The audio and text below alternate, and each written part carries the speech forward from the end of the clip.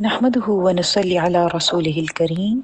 أما بعد، أعوذ بالله من الشيطان الرجيم.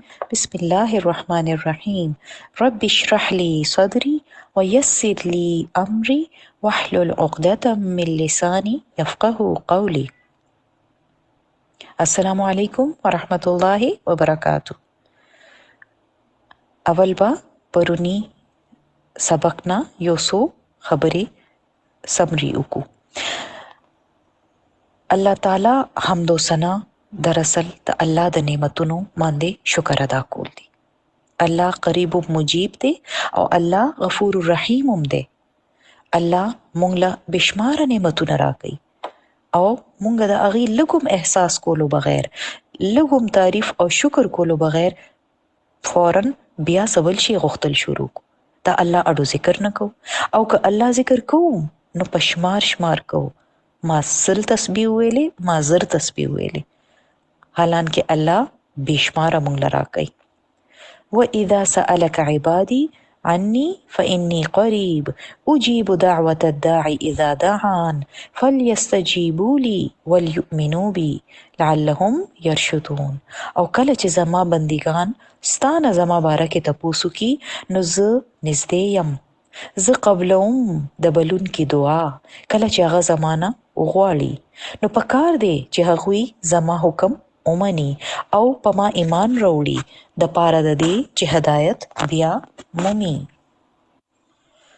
الله بشبه بلا شبه زموږ کا आवाज اوري، او نه صرف اوري بلکې هغه دای جواب هم راکوي، زموږ دعاګانې قبلوي.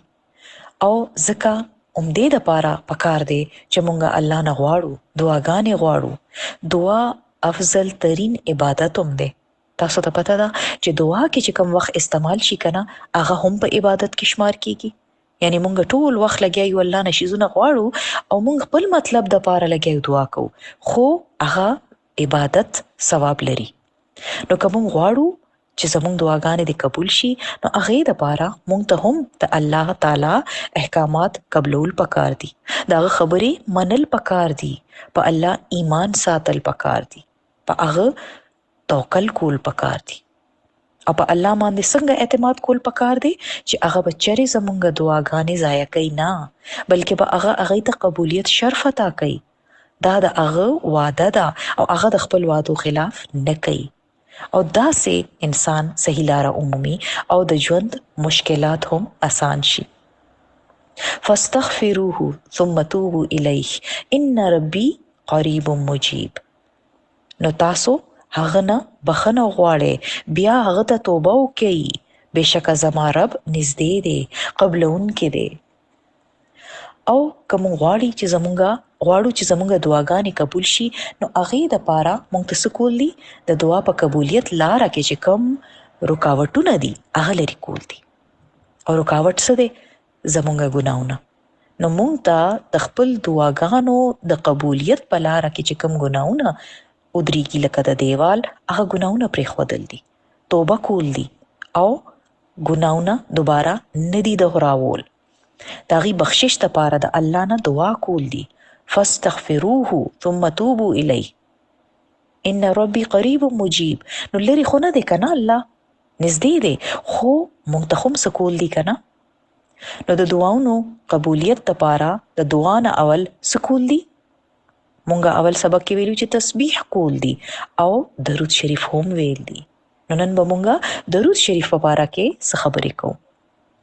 درود شریف ډیر اهمیت دی. قرآن کې الله تعالی وی بسم الله الرحمن الرحیم ان الله وملائکته یصلون علی النبی یا ایها الذین آمنوا صلوا علیه وسلموا تسلیما. بشک الله او داغه فرشته په نبی صلی الله علیه و آله وسلم باندې درود لیږي. اے ایماندارو تاسو هم په هغه باندې درود ولېږئ او ښه سلام ولېږئ. ابن مسعود رضی الله عنه وی چې کله یو کس د الله نه د سوال اراده وکړي نو اول د الله داسې حمد و ثنا بیان کی چې کوم د هغه لایق وي، بیا د نبی پاک صلی الله علیه وسلم باندې درود ولیږي، هغې نه پس ته د دعا وکړي، او داسې کولو سره ممکنه ده چې هغه کامیاب شي. څنګه کامیاب شي؟ یعنی چې کوم شی غواړي هغه عمومي دغه دعا دې قبول شي. حضرت علی رضی الله عنه خو دې پورې ویل دي چې هر دعا ودرولی شي دې پورې چې محمد صلی الله علیه وسلم باندې درود ویل شي. دا د هغه محسوساتو او هغه دا غني چې داغه دعاګانې مخکې بوتلو والا شي سده درود. مناوی وی چې هر دعا نه قبولیت ودرولی شي دې پورې چې دعا کول والا نبی صلی الله علیه وسلم باندې درود وي، یعنی هغه پورې ودرولی شي چې هغه وي نو بیا دغه قبولیت وشي. درود شریف ویلو سره الله راضي کیږي. درود شریف د دعا د قبولیت وسیله ده او دعا کې د درود شریف ویلو په وجه باندې الله زموږ ټول ضرورت له کافي شي. حضرت ابي بن کعب رضی الله عنه بیان کړی دی چې هغه وایي چې اے الله رسول، یعنی هغه رسول الله صلی الله علیه وسلم سره خبره کوله چې اے د الله رسول صلی الله علیه وسلم زه پتا سو باندې ډیر زیات درود وایم، نو تاسو څه خیال دی چې زه پتا سو باندې څومره درود وایم؟ نو رسول الله صلی الله علیه وسلم ولا جواب ورک ما شئت، سونه چې غواړي. وی ما ورته وی چې سلورمه حصہ. نو هغه وی ما شئت فإن زدت فهو خير لك، څومره چې غواړي او کدینه زیات وای نو هغه هم تعالی بهتره ده. نیمه وی چې نیمه حصہ یعنی د خپل وخت نیمه حصہ. نو رسول الله صلی الله علیه وسلم فرمایل ما شئت فإن زدت فهو خير لك، څومره چې غواړي او کدینه زیات وای نو هغه هم تعالی خده. نیمه وی چې 3 2/3، نو هغه وی چې ما شئت فإن زدت فهو خير لك، چې څومره غواړي وایا او کدینه زیات وای نو هغه تعالی بهتره ده. نو ما جواب ورکړ چې بس بیا به زه پتا سو باندې زه به صرف پتا سو باندې هم درود وایم، یعنی نور به هیڅ نه وایم، ټول وخت به درود وایم. وی رسول الله صلی الله علیه وسلم ورته ویل چې اذن تکفى همك ويغفر لك ذنبك، بیا خو به ته د ستا پریشانه نه بچ کړی شي او ستا ټول ګناهونه به معاف کړی شي. د دې دا هرگز مطلب نه دی چې مونږ د استوا نه غواړو، نو مونږ ته دعا ویل دي، هغه خو غوښتل دي، خو ورسره ډیر درود ویل دي. ها دعا کوم وخت کیږي یا څنګه کیږي؟ هر وخت کې کولی شي، ناستا پاستا ملاستا. درود او دعا او ذکر چې دی کنه دا تاسو په ګرځېدو په لاره کې چاردام سره چاردام بغیر هر وخت کې کولی شي. مثلا اوس په کچن کې تاسو ډوډۍ پخوي او لوبټم سایت ته یې خره چیرې دا اورون لګي یا زتنګي کم په یا خیرنیږي، نو اس خبره نشته، سرتوره هم تاسو درود ویلی شي. مونږ د چاردام بغیر نشي کېدی، خو دعا یا درود یا ذکر د چاردام بغیر کولی شي. درود یو څو فائدې به درته ووایم چې تاسو شوق لا زیات شي، دې سره ټول مسایل حل شي. او درود د دنیا او د آخرت غم ختمولو والا دی. ټول معاملات د الله ته وسپارل شي، دنیاوي دینی او آخرت والا ټول معاملات هر شي کې چې کم پریشانیاں دي هغه بلری شي. د دې وجه څه ده چې کله تاسو درود وایې نو تاسو د الله طرف ته توجه کوئ او درود ویلو سره انسان د خپل محسن احسانات یادوي. څنګه چې شکر نعمتونه زیاتوي کنه، الله تعالی ویلي دي کنه لئن شکرتم لازیدنکم، که تاسو شکر کوئ نو زه به په تاسو خپل نعمتونه زیات کم. نو که تاسو غور وکئ نو درود څه دی؟ یو قسمه د نبی صلی الله علیه وسلم چې په موږ کوم احسانات کړي دي د هغې په جواب کې موږ دغه یو قسمه وایي چې صفت کو، دعا ورته کو، یو قسمه بدل ورکو. بدل خو مونږ نشو ورکولی، خو یو قسمه مونږه داغه شکر گزاری کو. رسول الله صلی الله علیه وسلم مونږ ایمان، قرآن او حکمت سره زمونږ رشتہ جوړ کړه، مونږ له دعاګانې وکړي. نو نن مونږ هغه د پاره څه کولی شو؟ مثلا مور او پلار مونږ د پاره ډیر څه کوي، ټیک شو، ټولو ته پته ده. مونږ هغه د پاره څه کوو؟ مینه ورسره کوو، خدمت یې وکړو، مینه اظهار کوو. که هغې وفات شي نو بیا مونږ څه کولی شو؟ صرف دعا کولی شو، صدقه خیرات کولی شو. نو نبی صلی الله علیه وسلم احسانات خو په مونږ د ټولو انسانانو نه او مور او پلار نه هم زیات دي. څومره سختیانې، څومره تکلیفونه یې مونږ له تیر کړي دي، نو د هغه د احسانات بدل به موږ څنګه ورکو؟ موږ به شکریا ادا کوو، موږ به درود وایو، موږ به د هغه احسانات منو. نو که تاسو چاته د هغه په احسان بدل کې دعا ورکې، هغه ته دعا وکې، نو دا هم د شکریا یو قسم دی، دا د احسان بهترین بدل دی. دقسې موږ ته د رسول صلی الله علیه وسلم احسانات چې دي هغه شکریا ادا کول دي او د هغه مهربانیانې تسلیم کول دي چې او هغه په موږ دا د احسان کړو. نبی صلی الله علیه وسلم الله ته ټولو کې زیات خوږ دی، بهترین بنده دی، بهترین پیغمبر دی، او الله تعالی نبی صلی الله علیه وسلم سره ډیره زیاته مینه کوي. الله سبحانه وتعالی په قرآن کې فرمایلی دي چې قل ان کنتم تحبون الله فاتبعوني يحببكم الله ويغفر لكم ذنوبكم والله غفور رحيم. ته وایا چې چېرې تاسو الله تعالی سره محبت ساتئ نو زما پیروي وکړئ. دا محمد صلی الله علیه وسلم ته ویلو چې دی ته وایا چې چېرې تاسو الله تعالی سره محبت ساتئ نو زما پیروي وکړئ. الله به تاسو سره محبت ساتي او ستاسو ګناهونه به وبخي او الله بخون کې مهربان دی. ٹھیک شو؟ نو د دې څه مطلب شو چې که نبی اتباع کول وی صلی الله علیه وسلم یا په نبی پاک صلی الله علیه وسلم درود ویل وی، د ټولو سره د الله تعالی مینا انسان ته نصیبېږي. یحببکم الله، الله به تاسو سره مینه کوي. کله چې مونږ ته چا سره مینه وي نو مونږ هغه دپاره څه نه کوو؟ مثلا زمونږ خپل اولاد سره مینه وي، مونږ وایو چې د هر تکلیف هر ناجوړتیا دې په ما راشي، دله دې زه د دنیا جهان نعمتونه ورکم، د د هر خواهش پوره کم، د دې چې ته اوښکه توی نشي. نو بیا دا خو انسان حال دی. تاسو سوچو کې چې الله چا سره مینه کوي هغه به بیا څه کوي؟ چې الله مونږ سره مینه کوي بیا به څنګه زمونږ مسایل نه حل کیږي، څنګه به زمونږ غم نه لري کیږي او څنګه به زمونږ پریشانیانې نه لري کیږي. ټیک ده کنه؟ نو درود ویلو سره د الله مینه حاصلېږي، دعاګانې قبلېږي، الله سبحانه وتعالی طرف نه رحمتونه راځي، درجات اوچتېږي او ګناهونه هم معاف کیږي. خو یاد ساتئ د دې مطلب دا بالکل نه دی چې تاسو به بس دعا اړغواړئ نه تش درود به وایئ. ولی چې نبی صلی الله علیه وسلم په خپل هم دعا کړې وه او موږ ته ښودلې هم وه. او دعا کې تکرار او اصرار ضروری وي. تکرار یعنی چې بیا بیا غواړئ، چې څه شی پکار وي، که د دنیا وي که د آخرت وي، بیا بیا یې دعا غواړئ او الله پورې اونخلئ عاجزۍ سره، محتاجۍ اظهار سره چې الله ماله راکه ستا عاجز بنده یم. ٹھیک شو؟ نو درود پاک په باره کې قرآن پاک کې څه راځي چې بېشکه الله او د هغه فرشتې په نبی صلی الله علیه وسلم رحمت لیږي. نو ای خلکو چې چا ایمان راوړی دی، ای ایماندارو، تاسو هم په هغه درود ولیږئ او ډېره ښه سلامتي ولیږئ. ښه دې کې چې وایي چې الله سبحانه وتعالی درود لیږي، د دې څه مطلب دی؟ د دې دا مطلب دی چې الله سبحانه وتعالی ملائل اعلی کې د نبی پاک صلی الله علیه وسلم تعریف کوي، داغه د اوچتې مرتبه او د اوچت شان خبر ورکوي.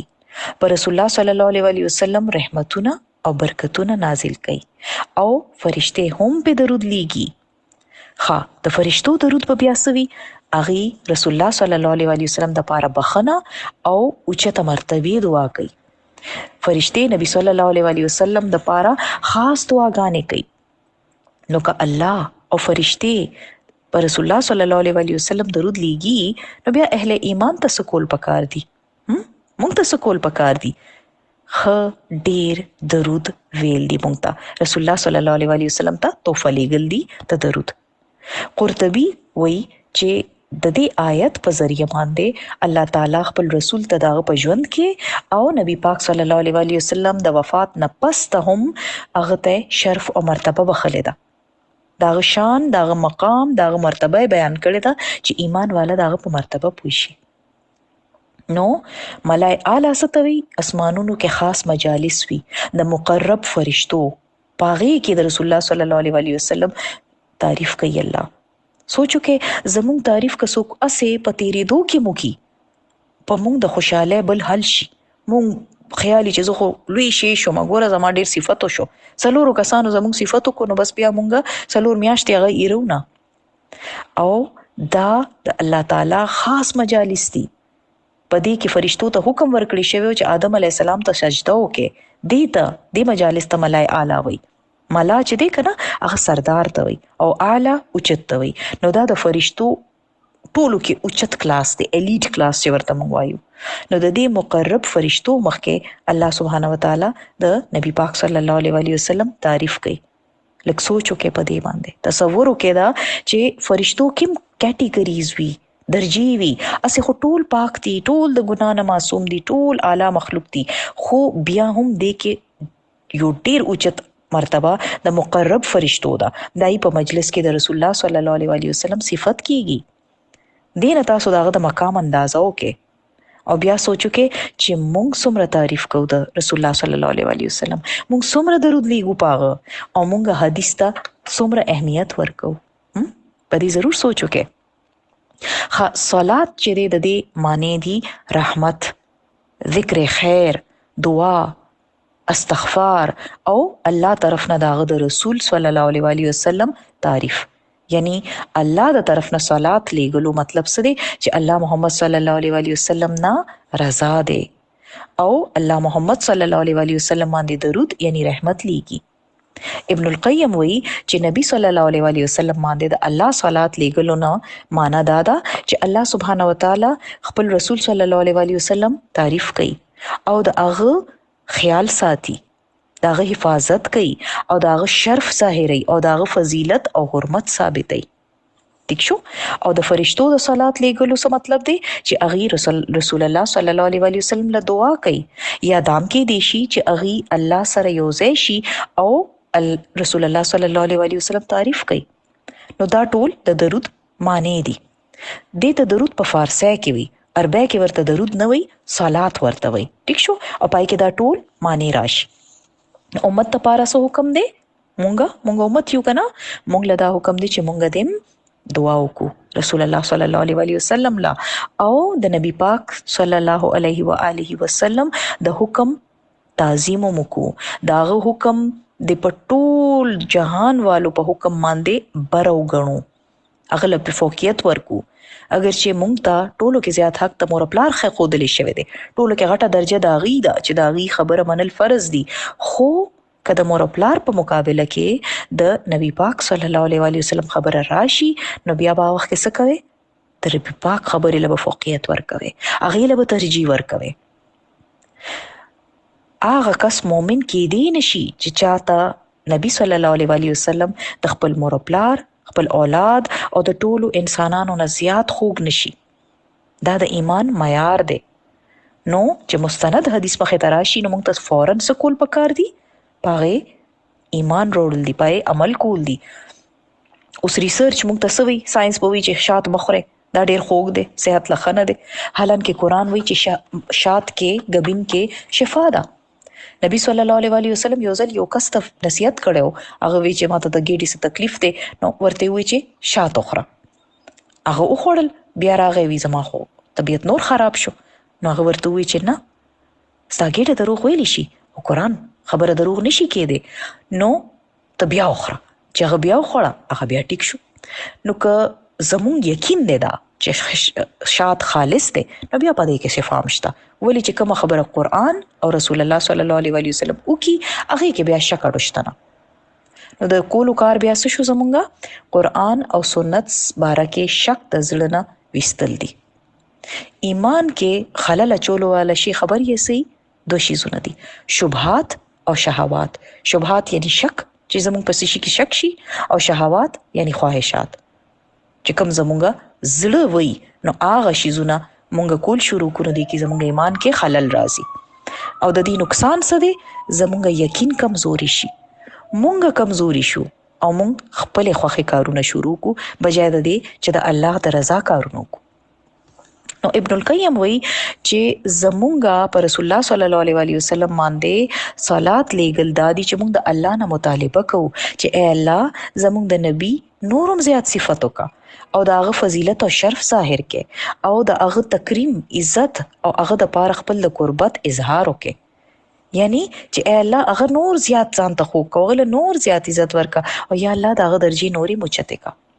ٹھیک شو ها په دې آیت کې صرف د صلات خبره نه د دې سره وسلمو تسلیما راغله دي نو صلات سره سره به د سلام توفم مونږ ورکو ٹھیک شو او د سلام یا د تسلیم څه مطلب دی چې پر رسول الله صلی الله علیه وسلم باندې خیر او برکت نزول وي او رسول الله صلی الله علیه وسلم د هر قسمه تکلیف او آفتونو نه محفوظ وي او د هر قسمه نقص نه پاک پاتې شي دا خلک چې وی کنه اللهم صل علی نبینا محمد نو د دې مطلب دی چې الله د محمد صلی الله علیه وسلم د پاره داغه په دعوت کې یعنی هغه چې کوم تبلیغ دعوت ورکي هغه کې داغه په امت کې او داغه په ذکر خیر کې هر قسم خیر واچي او هر قسم نقص نه پاک سلامتی دی هغه د پاره ولیکي نو سوچو کې چې دغه سه امت لګیا دی د سونه سونو کالونه پر رسول الله صلی الله علیه وسلم باندې درود لګي او مسلسل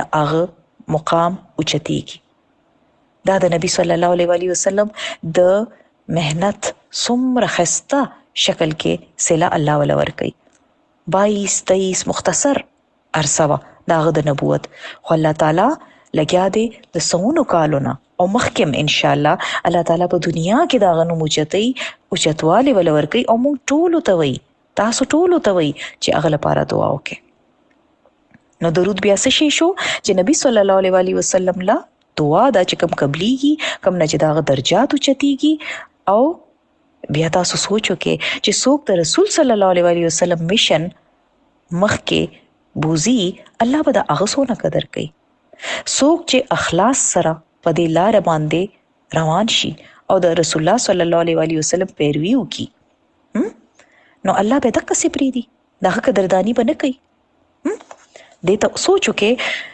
نو فرشتو نه پستا ایمان والو د پارم دا حکم دی چې مؤمنانو تاسو زیات حقدار یې د دې چې په نبی صلی الله علیه وسلم درود او سلام ولېږي ځکه چې تاسو ته د هغه د رسالت او د برکت نه چې کم فیض حاصل شوی دی هغه فرشتو ته نه دی شوی کنه فرشتو خو ولنه عبادت کولو ای خو ولنه معصوم وو ای خو ولنه درجه وا خو مونږ ته د عبادت طریقې چاو خېلې نبی پاک صلی الله علیه وسلم نو بیا مونږ ته سکول دي پاک باندې ډیر ډیر درود لیکل دي دا د رسول الله صلی الله علیه وسلم حق دی داغه حق داغه عزت او قدردانی صرف دا نه ده چې مونږ داغه پشان کې ګستاخی دی نه کو یا که سو ګستاخی کوي داغه پشان کې مونږ داغه پسې شو بلکې دا هغه مقام دین زیات د دې تقاضا کوي چې مونږه په هغه باندې درود او سلام ولیکو او دا د قران او سنت او د فرشتو د طریقو نم ثابت ده ځکه مونږ کې درود ویل واجب دي که التحیات وایي او عین پس ته درود او نه ویل شو نو مونږ ناقص ده ٹھیک شو تاسو مونږ سم نه دی بیا او عام حالات کې مونږ کې بانګ نه پستا مختلف موقعو باندې د درود ویلو حکم دی اوب ان شاء الله اوس مخ کې وایو شیخ سعدی وی چې نبی پاک صلی الله علیه وسلم باندې درود ویل الله سبحانه و تعالی او داغه د فرشتو اقتدا ده اقتدا یعنی چې داغي په نقش قدم چلیدل او چې کوم حقوق په مونږه پوری دي داغي بدلم مقصود ده او د رسول الله صلی الله علیه وسلم مینا او تکریم علامت ده درود چې څوک تاسو سره رسول الله صلی الله علیه وسلم سره سو نمینه کوي او مکه عمره زیات درود بلیږي او بل خبره ده چې دا د اجر او د ثواب د حصول ذریعہ ده یعنی درود خو مونږ په نبی پاک صلی الله علیه وسلم وایو خو ثواب مونږ ته ملاويږي نو پاغه سه احسان نه دی بلکې هم خپل فائدہ ده درود د ایمان علامت ده الله تعالی قران کې وی لتؤمنوا بالله ورسوله وتعزروه وتوقروه وتسبحوه بكرة واصيلا چې تاسو په الله او د هغه رسول ایمان راوړئ او د هغه مدد وکړئ او تعظیم وکړئ او سحر او ماخام د الله پاکي بیان کړئ اوس په د نبی پاک صلی الله علیه وسلم چې په امت کم احساناتو هغه بل ذکر وکړو هغه زمون بارک ډیر رحیم ډیر شفیق هغه ته د ایمان والو تکلیف نه تکلیف رسیده زمون داسې احساسات شته چې موږ ته د چا تکلیف کیږي صرف دی وجه نه چې هغه مسلمان دی هغه زمون د فلاح ډیر حریص وو موږ د خلکو دومره د فلاح حریص یو چې مونږ بس دې ته کار وایو چې خلکو ته دې په څه وزن باندې د الله د قرآن یا د پیغام ورسو چې هغه ته ایمان نصیب شي. هغه مؤمنانو باندې ډیر مهربانه، ډیر رحم کولو والو، او دا د یو داعی صفتوم دی. داعی څوک چې دعوت د اسلام خلکو ته ورکوي، د الله پیغام رسوي. نو دا هغه څه صفت دی چې هغه نورو دپاره ډیر رحیم، ډیر مهربان وي. مونږ هم داعی شو که نه، کله کله د الله پیغام چې رسو نو څه چلو شي، زمونږ انداز حاکمانه شي، لهجه هم لږه سخته شي، اواز هم لږ اوچت شي. نو دا د نبی صلی الله علیه وسلم طریقه نه وه. هغه به ډیر په نرمۍ خلک پویول. څومره چې مونږ سنت سره نږدې شو، مونږ به د رسول الله صلی الله علیه وسلم سره نږدې شو، او عمر به مونږ د دین فایده وکړو. کني نو الټا نقصان برسو، خدای مکه. نو نبی صلی الله علیه وسلم وی چې دنیا کې څوک مؤمن داسې اړشته نه چې چا سره زما دنیا او آخرت کې ټولو کې زیات د نزدېکت رشته نه وي. او که غواړې نو د آیت وایا، النبی اولا بالمؤمنین من انفسهم وازواجه امهاتهم. نبی زیات حقدار دی د مؤمنو د دوی د ځانونو نه، یعنی د هغه دور خلکو له نه، مونږ لم هغه ډیر نږدې دی. نو نبی زیات حقدار دی د دې مؤمنو د دوی د ځانونو نه، لہذا چې کوم مؤمن مړ شي او مال پریدي نو هغه به دغه خاندان ته ملاویږي، هغې به وارثان وي. او چې څه قرض یا عیال پریدي یعنی کورواله پریدي نو هغه د مال راشي، زه به دای بندوبست کوم. تاسو چرې تر ننه څوک حکمران، څوک لیډر داسې لیدلی دی چې هغه وي چې ستا څوک فوت شي نو چې کوم جایداد او وراثت پریدي هغه ستا شو، او چې کوم ستا ضرورت وي هغه به زه پوره کوم؟ داسې خیرخواهي صرف محمد صلی الله علیه وسلم کې وه، خپل مرګرو دپاره، خپل مسلمانانو دپاره. قرآن کې ابراهیم علیه السلام په باره کې د آیت دی چې هغه وویل، رب انهن اضللن کثیرا من الناس فمن تبعني فانه مني ومن عصاني فانك غفور رحیم. چې ای زما ربا، بشکه دوی ډیر خلک گمراه کړل، پس چې چا زما پیروي وکړه نو بشکه هغه زما نه دی، او چې چا زما نافرمانی وکړه نو بشکه ته بخښونکی ډیر مهربان یې. او عیسی علیه السلام څه ویلي، ان تعذبهم فانهم عبادک، که چرې ته دوی ته عذاب ورکې نو بشکه دوی ستا بندګان دي. وان تغفر لهم فانک انت العزیز الحکیم، او که ته دوی معاف کې نو بشکه ته غالب او حکمت والا یې. نو ابراهیم علیه السلام څه وی، بس هغې زما دي چې کوم زما پیروي وکړي. او عیسی علیه السلام څه وی، ستا بندیان دي، که غواړې سزا ورکه، که غواړې نو معاف یې که. او نبی صلی الله علیه وسلم څه وی، هغه وی دا 2 آیتونه وویل، خپل لاسونه یې اوچت کړه او بیا وی، ای الله زما امت، زما امت، امتی امتی. او بیا په جړا شو. وګوره د امت څونه مینه وه د هغه زړه کې، او بیا دا وګورئ چې د امت په زړه کې رسول الله صلی الله علیه وسلم له څه مینه ده. وی الله تعالی جبرائیل علیه السلام ته وفرمایل چې محمد صلی الله علیه وسلم له لاړ شه، حالانکه ستا رب ډیر ښه خبر دی. او هغه نه تپوس وکړه چې ولې جاړي، یعنی الله ته پته وه، خو هغه وی چې ته ورشه تپوس دې وکړه. جبرائیل علیه السلام د هغه خدمت کې راغی، هغه ته تپوس وکړه چې ولې جاړې. نو رسول الله صلی الله علیه وسلم ورته وویل چې زه خپل امت له جاړم، حالانکه الله ډیر زیات خبر لرلو والا دی. خو الله تعالی ورته وویل چې ای جبرائیل، محمد صلی الله علیه وسلم ته لاړ شه او هغه ته ووایه چې زه به ستا امت په باره کې تا ضرور رضا کم، او زه به تا غمګین کومه نه. نو دې نه څه پته لګي چې نبی صلی الله علیه وسلم د زموږ خلاصه او زموږ د فلاح ډیر حریص وو. مور او پلار نه زیات په موږ مهربان وو. زموږ مور او پلار زموږ د دنیا غم کوي، د دې د ودونه وشي، د دې د تعلیم وشي، د دې د رزق موجود وي، د دې جایداد جوړ کو. خو نبی کریم صلی الله علیه وسلم زموږ د دنیا او د آخرت دواړو فکر وکړو چې زما د امت بخشش بکیږي او کنه. نو دا د نبی صلی الله علیه وسلم مهرباني ده چې یو ځل څوک لا اله الا الله وی او په دین کې داخل شي نو محمد صلی الله علیه وسلم هغه د پاره مهربان شي، هغه د پاره غم کوي چې د بخشش وشي. نبی صلی الله علیه وسلم په هر منځ کې امت له دعا کوله، یو حدیث دی چې حضرت عائشه رضی الله عنها وی چې ما رسول الله صلی الله علیه وسلم وکړه چې خوشاله دي، نو ما ورته وی چې اے الله رسول صلی الله علیه وسلم ما د پاره الله نه دعا وکړه. نو هغه وی چې اللهم اغفر لي عائشه ما تقدم من ذنبها وما تأخر وما اسرت وما اعلنت. یعنی اے الله د عائشه ټول ګناه وبخه چې څه هغې اول کړي او څه چې وروستو کړي او څه چې پټ کړي او څه چې ښکاره کړي. وی د خوشحالۍ نه حضرت عائشه رضی الله عنها خندل شروع کړو، په خندا یې سر د رسول الله صلی الله علیه وسلم په غېږ کې کېښوده. هغه ته تپوس وکړو چې زما دعا ته دونه خوشحاله کړې؟ وی هغه وی چې ولې به زه په دې دعا نه خوشحالېږم، هم په ستاسو دعا خو خوشحاله شم. نو رسول الله صلی الله علیه وسلم ورته وی د الله قسم دی چې زه په هر منځ کې خپل امت له همدا دعا کوم. نو دا د هغه احسانات دي په مونږه، او بیا دا چې هغه خپل مقبول ترین دعا خپل امت لپاره محفوظ ساتلې دی. نبی کریم صلی الله علیه وسلم وی چې ما ته دا ویلی شوی چې تاسو وغواړئ ځکه چې هر نبی غوښتلی دي، یعنی هر نبی ته یو مقبول دعا ورکړې شوی ده. مقبول دعا کومه چې کوم به ضرور قبلیږي.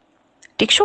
نو ما خپل سوال قیامت لپاره مؤخر ک، ډیلی مې ک، او هغه سوال به تاسو لري او د لا اله الا الله گواهی ورکولو والا هر کس لپاره به وي. او تاسو سوچو کې که مونږ ته د الله طرف نه دا پیغام راشي چې یو دعا وغواړه او هغه به ضرور قبلیږي، مونږ به څه غواړو؟ مونږ به زر فوراً د دنیا څه شی وغواړو، حالانکه به ختم هم شي. خو هغه څه وکړل، د هغه حکمت ته وګورئ، د هغه مینې ته وګورئ چې مونږ دپاره د هغه څونه مینه وه چې د هغه صلی الله علیه وسلم په وجه به امت ته شفاعت میلاویږي. وی رسول الله صلی الله علیه وسلم وی چې ما ته 15 شیزونه داسې راکړي شوي دي چې کوم ما نه اول هیچ چاته نه دي ورکړی شوی، او پای کې یو دا دی چې ما ته د شفاعت حق راکړی شوی دی. ابو ذر وی رضی الله عنه چې نبی صلی الله علیه وسلم یو ځل مونځ شروع کو او ټوله شپه یې یو آیت په رکوع او په سجود کې وی، ټوله شپه. او هغه سو اے الله کته دی په عذاب کې مبتلا کې نو دا ستا بندګان دي، او کته دی معاف کې نو ته ډیر غالب او حکمت والا یې. ان تعذبهم فانهم عبادك وان تغفر لهم فانك انت العزيز الحكيم. نو چې وی سحر شو نو ما عرض ک چې یا رسول الله صلی الله علیه وسلم تاسو ټول شپه رکوع او په سجود کې یو آیت وی. دینه ګوري یو خبره بلم پته لګي چې خلک سوال کوي کنه چې سجده کې قرآنی آیت ویلی شو کنه، نو دا دای جواب دی چې بالکل ویلی شي. چې دعا په شکل کې قرآنی آیت وی نو هغه ویلی شي ځکه چې رسول الله صلی الله علیه وسلم ویلو. نو خیر رسول الله صلی الله علیه وسلم جواب ورک چې ما دا دعا وکړه او خپل رب نه مې د خپل امت لپاره د سفارش حق غوښته چې کوم الله ما ته راکو، او ان شاء الله دا به هر آیکس ته نصیبیږي چې کوم به الله سره څوک شریک نه ګڼي. ابن عباس رضی الله عنه وی چې نبی صلی الله علیه وسلم فرمایلی دي چې الله ما د پاره زما د امت خطا غلطیانې هیر او چې په کوم شیزونو باندې مجبور کړي شو هغه معاف کړی دي. نو دا هم دا یو احسان دی مونږ د پاره چې که په غلطۍ مونږ سوکو اکثری کنه په مونږ به هیر باندې روزه کې سوخرو هغه معاف دی، هغه روزه تاسو نه خرابېږي. نو که په هیرو کې یا چا زبردستی تاسو باندې څه ګناه وکړله یا داسې په خطا کې غلطي وشوه نو ان شاء الله الله نه د معافی امید دی. نبی صلی الله علیه وسلم به خپل امت لپاره اسانی خوښوله، داسې کارونه به خول چې کمای په اسانی کولی شو. هغه فرمایلی دي چې که زما په امت مشقت نه وي نو ما به دي ته هر منځ لپاره د چاردام کولو حکم ورکړی دی. ٹھیک شو؟ دونه خو حکم بیا هم ورنک، او رسول الله صلی الله علیه وسلم بخپل امتیان د اور نه بچ کولو د پاره شدید حرص لرل. نبی صلی الله علیه وسلم فرمایلی دي چې زما مثال او د خلکو مثال د کس په شان ته دي چې چا اور بلک او چې چار چاپیر رڼا شو نو بوراګان پتنګي او چنجي پاغي باندې راغورځیدل شروع شو، او هغه کسې د اور نه لري کوي خو هغه دغه په لاس کې ناراضي او اور کې ورزيږي. دک سه دک شان ز تاسو د ملان نیسم او د اور نم لري کوم، خو تاسو یې چې په دې اور کې ورپریوسه، یعنی ز تاسو او دروم دای غلط کارونو نه چې کم تاسو اور ته بوزي او تاسو اډو درې کې نه. رسول الله صلی الله علیه وسلم ځان نه پس ته چې کوم دا امتیان راتلل هغه د پاره د مینې اظهار کړو یو ځل ویل کاش چې زه خپل رونو سره ملاوي دی شوې. صحابه ورته عرض ک چې موږ تاسو رونه نه یو. رسول الله صلی الله علیه وسلم فرمایل نه تاسو زما صحابیان یې، زما رونه خو هغه خلک وی چې کم به پما ایمان وروړي حالانکه به زما زیارت نه کړي، یعنی زمانه پسته به دنیا ته راځي. اوس درود پاک څه فضایل درته بیان کم څه فائدې چې یو ځل درود لګلو باندې لس رحمتونه ملاوي.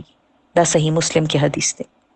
سنن نسائی کې ده چې کم کس پما یو ځل درود لګي الله به پاغ لس رحمتونه نازلې، دا هغه بل لس ګناونه معاف کیږي او دا هغه بل لس درجه اوچتيږي.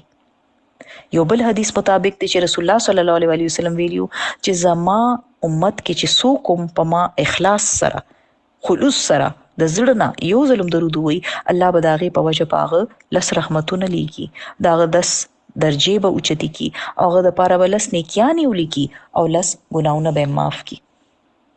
رسول الله صلی الله علیه وسلم فرمایلی دي چې پما درود لیکا ځکه چې تاسو درود لیکل تاسو د پاره باعث برکت ته او ما د پاره د الله نه د وسیلې سوالوم کوي.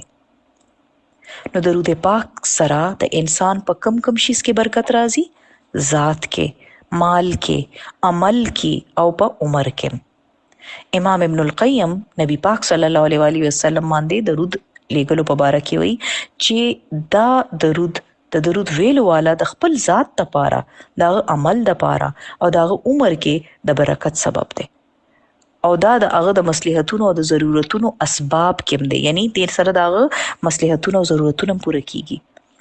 ولې چې درود ویلو والا چې کله د رسول الله صلی الله علیه وسلم نه علاوه دغه په آل باندې برکت لیږي نو په خپلم پکې شامل شي او بیا دا دعا غو د پارم قبول شي. ابن حجر وی چې تعاون او غټي بیمارو کې ټولو کې غټ شي چې کم دی لري کولی شي هغه د نبی صلی الله علیه وسلم باندې درود ویل. نو دا پاندیمک چې تیر شو، کووډ 19 چې تیر شو، په دې کې مونږ ته ټولو کې زیات درود ویل پکارو او اوس هم دا ختم خو نه دی. کله سواین فلو دی، کله برډ فلو دی، کله ډنګي دی، کله سدي، نو چې کلم سواباوي ناجوړتیاوي نو پکې درود ډیر زیات وایي. ابن الجوزی وی چې کله الله خپل بنده سره د خیر اراده وکي نو هغه ته د محمد صلی الله علیه وسلم باندې د درود لیکلو توفیق ورکي. نو چې کله تاسو ډیر درود وایي نو پوه شئ چې الله تاسو سره د خېګړې اراده کړې ده. او الله رسول الله صلی الله علیه وسلم ویلي دي چې کوم کس یو ځل په ما درود لګي الله په پاغه لس رحمتونه نازل کی او په دې کار یو فرشته مقرر دی چې کوم دا دعا ماته را رسي. درود شریف د دنیا هر کوټ کې تاسو ویلې شي دا هغه ته ورسي. د دې لپاره روزه مبارک تتل ضروری نه دی. بعض خلک مدینه ته لاړ شي خو په بعض وجه باندې هغه روزه ته تلو اجازت ملو نشي یا سبب بل وجه پاتې شي نو ډیر خپشي چې ګور دل ترالو او حاضری مونږ کړه نو خپکیږه ما بلکې د هر ځای نه تاسو درود ویل شي او دعا کوي چې یا الله قیامت پر زم د رسول الله صلی الله علیه وسلم نه لري نه کې. ٹھیک شو؟ او رسول الله صلی الله علیه وسلم فرمایلی دي چې ته چرته یې په ما درود وایا ځکه چې ستا درود ما ته را رسي. او بیا دا چې څوک رسول الله صلی الله علیه وسلم ویلي دي چې څوک په ما درود را وای او یا مال وسیله غواړي قیامت پر ورځ به هغه د پاره زما شفاعت ثابت شي. اوس وسیله څه شی دی؟ دا یو خاص مقام دی په جنت کې چې کوم صرف یو کس ته ملاويږي او مونږ دا نبی پاک صلی الله علیه وسلم نه غواړو چې ټولو کې اعلی مقام دی زموږ نبی پاک صلی الله علیه وسلم ته ملاوي شي. ها بخیل څوک دی؟ څوک چې رسول الله صلی الله علیه وسلم باندې درود نه لیږي. رسول الله صلی الله علیه وسلم فرمایلی دي چې چا مخکې زما ذکر وشي او په ما درود او نه لیږي هغه بخیل دی. او درود نه ویلو د پاره د رسول الله صلی الله علیه وسلم نه بیلیدل دي، لری کېدل دي او بیزتیم ده. دا یو غور سره حدیث واره. مالک بن وایرس وی چې رسول الله صلی الله علیه وسلم یو ځل په منبر وخته چې په اولنې پوړې وخته نو وی آمین، چې په دویمه وخته نو بیا وی آمین او چې په دریمه وخته نو بیا وی آمین. بیا ویل چې مالا جبرائیل علیہ السلام راغلو او ماته وی چې اے محمد صلی الله علیه وسلم چا چې د رمضان میاشت اومنتلا او داغه بخشش او نشو نو الله دې هغه د خپل رحمت نه لری کی ایما ورته وی چې آمین. بیا وی چې چا خپل مور پلار کې یو کس یا دواړه ومنتل خو بیا هم په اور کې داخل شو، یعنی د هغې خدمت یې ونه کړ، یې خفه کړه، نافرماني وکړه یا دعا یې ترې وانغسته، نو الله دې هغه د خپل رحمت نه لرې کړي. ایما ورته وی چې آمین. بیا وی چې چا مخکې ستاسو یعنی رسول الله صلی الله علیه وسلم ذکر راغی او هغه په تاسو درود نه وی، الله دې هغه د خپل رحمت نه لرې کړي. تاسو ووایئ آمین، نو ما وی آمین. نو دعا جبرائیل علیہ السلام وکړه، خو آمین چا وی؟ رسول الله صلی الله علیه وسلم. دښتو کنه. نو په زړه کې هم درود وایې، په یو مجلس کې که ډیر ځله ذکر راځي نو که اوږد نشي ویلی نو خیر دی، مختصر وایې، صلی الله علیه وسلم وایې، خو درود ضرور وایې. یو بل روایت کې د دونو الفاظو اضافه هم شته چې هغه کس رسوا شو، بې عزته شو چې چا مخکې دی ستاسو ذکر وشو او هغه په تاسو باندې صلی الله علیه وسلم باندې درود نه وی، نو ما ورته وی چې آمین. اوس سوچو کې په دې باندې. ها، انس بن مالک وی چې نبی صلی الله علیه وسلم فرمایلی دي چې چا مخکې زما ذکر وکړي شي هغه دې ضرور په ما درود وی. صالحی وی چې که درود ویلو کې تاخیر وکې نو مذمت پوي، یعنی دا غلط کار دی، نو فوراً ویل پکار دی. او د رسول الله صلی الله علیه وسلم نوم لیکلو وخت کې صلی الله علیه وسلم لیکل پکار دی، دام داغه د تعظیم تقاضا ده. سفیان ثوری وی چې که حدیث لستو والا ته نور څه فائدہ نه وي نو هغه دا فائدہ ضرور وي چې هغه رسول الله صلی الله علیه وسلم باندې درود وي، او سو پوری چې داغه د حدیث کتاب لولي په هغه د الله د رحمت نازل کیږي. مثلا تاسو د بخاری حدیث په کلاس کې ناستئ نو بیا درود پکې راځي، نو که تاسو په حدیث معنا باندې نم پوهیږئ خو په تاسو رحمت نازلېږي. خا درود پاک بکم کم وختونو کې زیات وایو بانګ نه پس. نبی صلی الله علیه وسلم ویلی دي چې کله ته مؤذن واوري چې څه وایي نو مکه شانته وایي چې څه هغه وایي، یعنی چې څه هغه وایي ورپسې وایا. بیا هغې نه پس ته په ما باندې درود وایا، ځکه چې څوک یو ځل په درود وایي نو الله تعالی دای په بدل کې په هغه لس رحمتونه نازل کړي. بیا دویم شی جمعات کې د نکیدو وخت کې درود ویل دام سنت نبوي ده. نبی صلی الله علیه وسلم چې په جمعات کې داخل بشو اول به درود السلام وي او نه پس ته دا دعا ویلا، اللهم اغفر لي ذنوبي وافتح لي ابواب رحمتك. د مونږ په اولنی او اخرنی تشهود کې هم درود پاک ویل. مونږ چې د اتحیاتو تکینو کنه سجدې نه پستا یو په دویم رکعت کینو او یو په اخري رکعت کینو، نو په اولنی کې بم رسول الله صلی الله علیه وسلم په تشهود کې درود وی. نو بعض خلک په هیر باندې که تشهود نه پستا درود پاک وی نو بیا د سجده صحف ضرورت نشته، لکه چې دا هم سنتو. صفا مروه چې کوم وخت کې صحیح کوي انسان هغه دوران کې دم درود پاک وی. حضرت عمر رضی الله تعالی عنہ وی چې ته کله بیت الله ته راشي نو د دې و چکرې ولګوا، یعنی طواف وکا او مقام ابراهیم باندې 2 رکعات منځ وکا، بیا صفا غر د سره راشه ودرېګا او چې کله د بیت الله ښکاره شي نو وزل الله اکبر وایه او ارد تکبیرونو په منځ کې د الله حمد و ثنا وکا او درود پاک هم وایا. ځان له دعا غواړه او مروه غر چې دی اغلتم داسې وکا.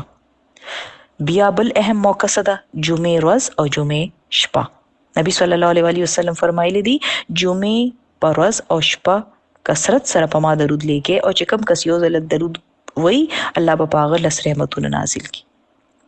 دینه علاوه کبھی موقع دي نماز جنازه د دویم تکبیر نه پس قنوت نازله ویلو وخت کې د دعا په شروع کې او د هغې په آخر کې مجالس کې درود ویل، یعنی چې کوم مجلس کې تاسو ناستئ که دنیاوي مجلس وي مرګرو سره ناستئ ورونو خویندو سره ناستئ هغې کې هم درود وایه. نبی صلی الله علیه وسلم فرمایلی دي چې کوم خلک په سزا کې مجلس وکي او الته الله ذکر ونکي او نه په خپل نبی درود وایي نو هغه به هغې دپاره د نقصان باعث وي او بیا که الله غواړي نو یې له دې عذاب ورکي او که غواړي نو ودې بخي. په یو بل روایت کې راغلی دي چې قیامت په ورځ به داسې مجلس هغې له د حسرت باعث وي، اگر چې اجر او ثواب په وجه به جنت کې داخل هم شي خو بیا بم په دغه مجلس باندې بہت حسرت وي، یعنی ای به وی چې یاره دغه مجلس رانه ولې د درود بغیر او د الله ذکر بغیر تیر شو، د دې بم پکې درجات شامل شوي، نور بم درجات اوچت شوي وي. ټیک ده که نه؟ ښه، بله خبره دا چې نبی صلی الله علیه وسلم نه علاوه په نورو انبیا باندې هم درود ویل کېدی شي. رسول الله صلی الله علیه وسلم فرمایلو چې د الله په نبیانو او په رسولانو درود وایي، ځکه چې الله هغه هم زما په شانته مبوس کړی دي، یعنی هغه هم پیغمبري ورکړی ده. بعض احادیث مطابق رسول الله صلی الله علیه وسلم چې کله د نور انبیا ذکر وکاو نو هغه سره به صلی الله علیه وسلم وی. ها، درود کم یو ویل پکار دی؟ صرف مسنون درود چې کم د سنت ته ثابت وي، چې کم رسول الله صلی الله علیه وسلم ویلی وی یا خودلی وی. ټیک شو؟ ځان نه جوړ کړي درود چې د خلکو قسمه قسم جوړ کړي دي، دینا پرهیز کول پکار دی. او ټولو کې مختصر مسنون درود څه دی؟ اللهم صل علی محمد وعلى آل محمد. اے الله محمد او په آل محمد باندې رحمت نازل کا.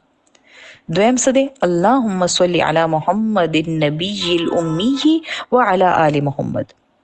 دریم چې کوم مونږ کې وایو اللهم صل على محمد وعلى آل محمد كما صليت على إبراهيم وعلى آل إبراهيم إنك حميد مجيد. اللهم بارك على محمد وعلى آل محمد كما باركت على إبراهيم وعلى آل إبراهيم إنك حميد مجيد. عبد الرحمن بن ابي ليلى وی چې یو ځل کعب بن اجره ماته ملو شو، نو هغه ماته وی چې زه تاته یو حدیث تحفه درکم چې کوم ما نبی صلی الله علیه وسلم نه اوریدلو. ایما وتارس کې چې او جی بالکل دا تحفه ضرور ماته عنایت کې. یغه وی چې موږ د رسول الله صلی الله علیه وسلم نه سوال وکړو، نو موږ هغه ته وی چې اې د الله رسول ستاسو په اهل بیت باندې موږ څنګه درود وایو؟ بهشکه الله موږ ته په تاسو سلام لګلو طریقه خو ښودلې ده، خو مطلب چې په اهل بیت په څنګه وایو. نو رسول الله صلی الله علیه وسلم وی چې تاسو داسې وایي اللهم صل علی محمد وعلى آل محمد كما صليت على إبراهيم وعلى آل إبراهيم إنك حميد مجيد. اللهم بارك على محمد وعلى آل محمد كما باركت على إبراهيم وعلى آل إبراهيم إنك حميد مجيد. نو دلته رحمت نه علاوه بارک یعنی د برکت دعا هم خاص کړی شوی ده. او آخر کې انک حمید مجید د الله سبحانه وتعالی تعریف هم کړی دی. یو بل درود هم دی اللهم صل علی محمد وازواجه وذریته كما صليت على آل ابراهيم وبارك على محمد وازواجه وذریته كما باركت على آل ابراهيم انک حمید مجید. نو دې کې دا سوال پیدا کیږي چې مونږه د رسول الله صلی الله علیه وسلم په ازواج او په ذریت یعنی په اولاد باندې ولې دعا ولیکو؟ ولې ایله درود پای باندې وایو؟ ولې چې هغه هم هغه سره په دې میشن کې مرګري وو. د بعضې انبیا ښځې اولاد یې سره نه وو. نوح علیه السلام اولاد، د لوط علیه السلام ښځه، د بعضې انبیا ابراهیم علیه السلام سره حضرت ساره وا، د بعضې ورسره خو د بعضې نه مو. نو رسول الله صلی الله علیه وسلم ازواج ته هغه ډیره مرسته کړې وه. خاص کر حضرت عایشه د هغه علم نصف صدی پورې خلکو ته رسولی، څو پورې چې جمع دی وه. حضرت فاطمه د هغه لور او د هغې اولاد د رسول الله صلی الله علیه وسلم میشن مخکې بوتلی او د هغه مرسته یې کړې وه. نو موږ ټولو ته خاص دعا کول پکار دی چې اے الله موږ د نبی صلی الله علیه وسلم مقام صحیح طور باندې پیژنګلو راکا، او موږ لا زموږ زړه کې رښتونی مینه واچو د محمد صلی الله علیه وسلم، او موږ ته د درود شریف د ویلو حق ادا کولو توفیق راکا. یا رب العالمین چې موږ چری درود شریف ویل هیر نکو. اللهم صل وسلم وبارك على محمد. اللهم صل وسلم وبارك على محمد. اللهم صل وسلم وبارك على محمد. وآخر الدعوانا أن الحمد لله رب العالمين. سبحانك اللهم وبحمدك أشهد أن لا إله إلا أنت أستغفرك وأتوب إليك. السلام عليكم ورحمة الله وبركاته. وعلیکم السلام ورحمۃ اللہ وبرکاتہ. جزاکم اللہ خیر سسٹر عائشہ، اللہ دې قبول کی اور الله دې موږ توفیق راکړي. د درود شریف لپاره اول الله تعالی موږ ته طریقه وښوله څنګه به درود شریف غواړئ، څنګه به د دې په ذریعه به تاسو دعا څنګه کوئ، دعا کې به دا څنګه وایئ، کم کم وختونو کې به وایئ او د دې فایده څه ده، ولې خلک درود شریف وایي، د دې فضیلت څه دی چې انسان ته څه ملاویږي.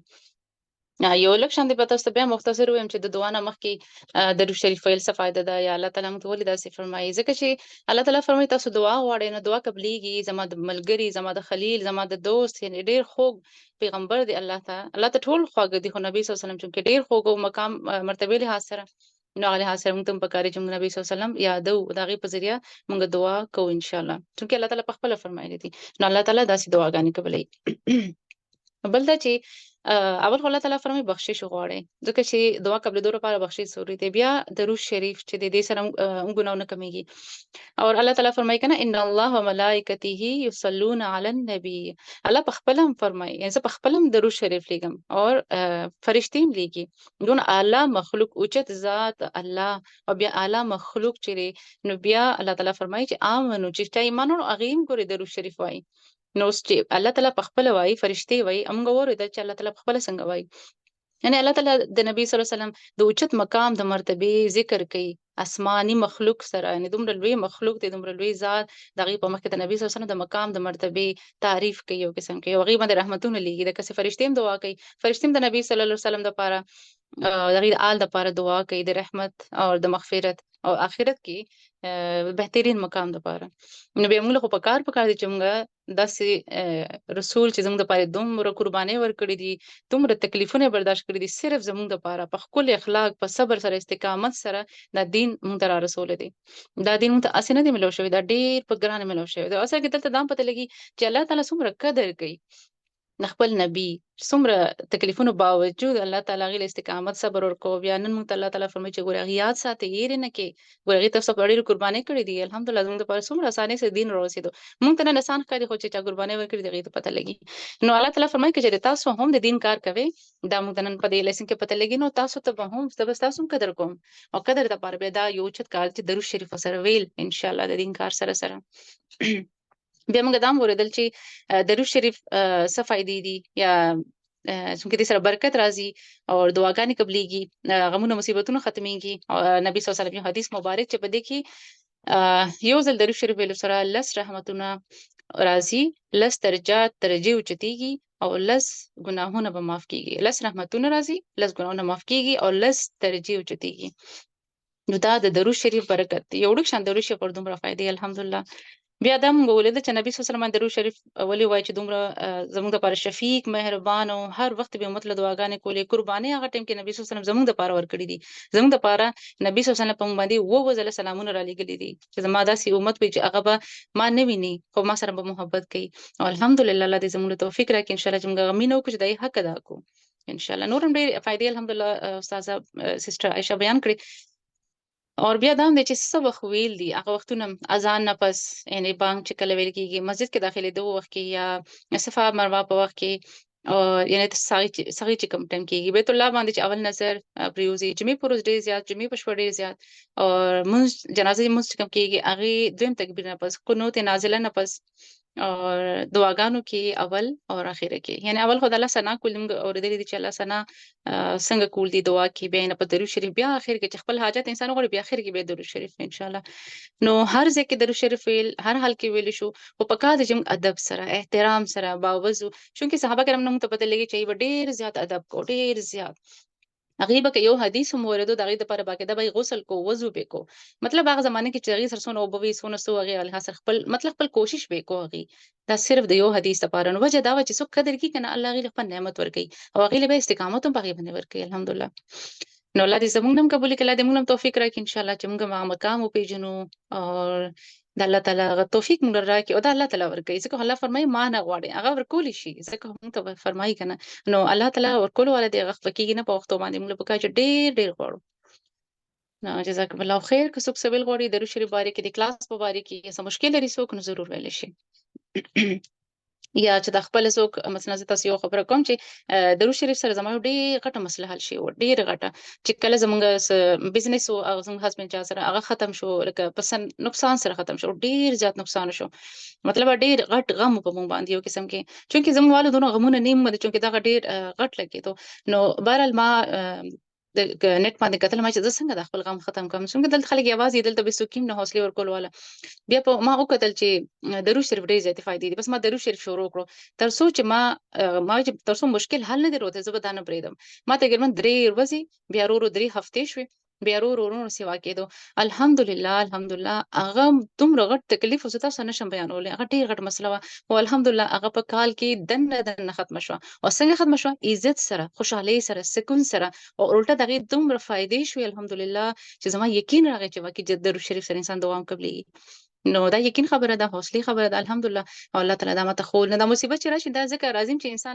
الله ته نږدې شي او د الله نه وغواړي نو زما که چېرې د انسان یقین کنه یو ځل دعا سره هم انسان ګور دعا قبلېږي خو زما باندې هر وخت ډېر لږ کېدای شي ایمان کمزورو خو بهرحال دا وجه هم کېدای شي چې الله غوښته ته ډېر درود شریف ووایي دا اوس الله ته پته ده بهرحال الحمدلله الله تعالی ما چې کله هم دعا غوښتې الحمدلله چېرته دعا زما درود شریف سره نه ده پاتې شوې همیشه څنګه مشکل راشي کنه یو خواځو بل خواځو ته دعا او کابل ته دعا او اکثر یوټیوب کې خلک ګوري څنګه دعا وکم یوټیوب کې څه پته نه لګي مسنون دی یا نه دی بهترین طریقه د نبی صلی الله علیه وسلم هر مشکل کې دا چې رات جمعه ته بلاړو لاغي منه فلو کړل او دینه پس پېنه کې نه دوه رکعات نه فلنه بس دعا کول نو ما هم کې دوه رکعات نفل کړو بیا مې د درود شریف مې تاسو چې الله دې کې تاسو خويندو ته چاته مشکلي او خیر دنیا کې هر قسم حالات پکې راځي نو درود شریف ډیر زیات وای او سلسله 200 ځله 300 ځله نبی صلی الله علیه وسلم صحت نه دي کولای چې بس صرف سلسله او که سره ټایم نه کم سے کم سحر مقام سلسله دې ضرور وای صحیح ده جزاکم الله خیر جی که څوک سوال غواړي ته پوس کول شي ضرور کلاس باره کې یا د لیکچر باره کې څه مشکل هم شي تاسو ته